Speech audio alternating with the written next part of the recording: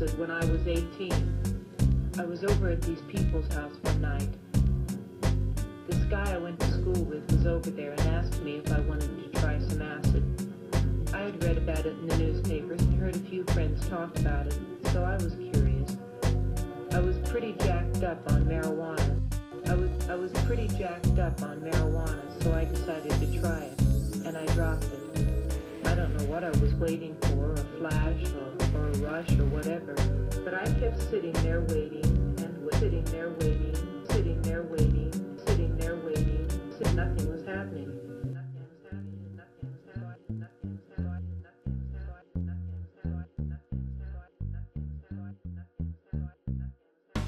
So we tripped down to Market Street, and I decided to buy a hot dog. I was very hungry, and I had put mustard and ketchup and relish in the usual, and I put the hot dog up to my mouth, and somebody started screaming. I didn't know what was happening, so I looked up at my friend Terry and said, "Did you hear that? Didn't you hear someone scream?" He said no. I got the hot dog up to my mouth again, and I was ready to bite, and the scream got louder.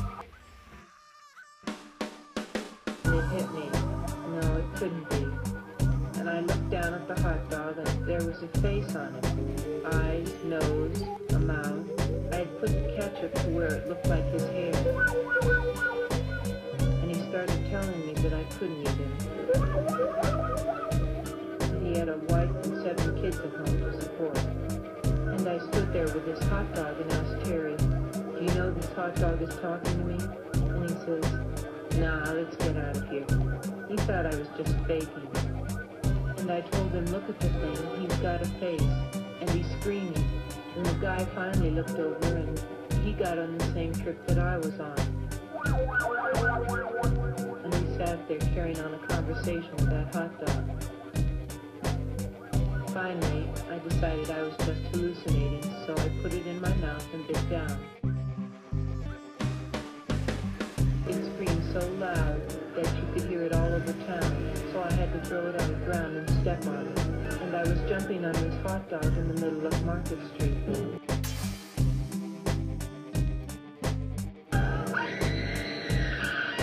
I realized that I had murdered it, and I took off screaming down the street, scared.